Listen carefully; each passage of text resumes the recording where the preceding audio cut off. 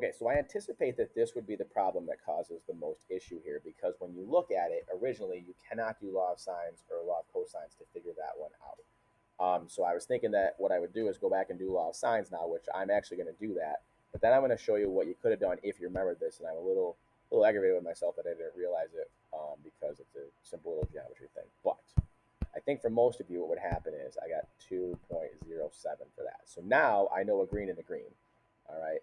So a green and a green. So that means I can set something up here where I'm going to find this orange angle, which is what it wants. I'll call it y. So I'm going to come down here. I'm going to do two fractions that are equal. The first fraction is going to be the green fraction, which is 4. No, it's not 4. That's wrong. It is 2.07. So 2.07 over sine of 30 equals, and then it's going to be 4 over sine of x. So the second I see that sine of x, I'm thinking, okay, I got to deal with hitting second at the end. So 4 times sine of 30 equals 2.07 times sine of x. All right, and then it's going to be divide by 2.07, divide by 2.07. So sine of x equals, so let's go L for y equals 4 times, let me make sure I got this right, 4 times sine of 30, not cosine, sine 30 over 2.07. It's 0.966 with some more stuff, so 0.966, blah, blah, blah. I have to second sine that. All right, sine inverse that. So I'm going to hit second sine, go up and grab that thing right there.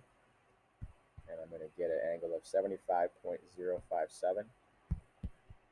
So 75.057, blah, blah, blah, which is 75.06. All right.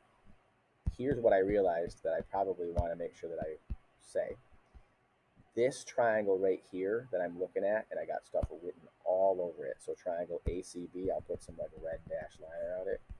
That's an isosceles triangle because this is 4 over here and this is 4 over here, which means that what I could have done that I didn't think of, that triangle has to add up to 180. So I could take away the 30 that's there and I'd get 150. These two angles have to be the same because it's isosceles, so I could have divided that by 2 and got 75.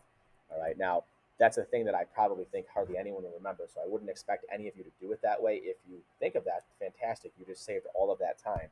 But if you didn't, then you actually need to do D first before you can get C, and there's no way around that. All right, so again, these IB questions are going to be twisted together and stuff, so if you can't do a part, see if you can do another part, after it, because sometimes it is possible.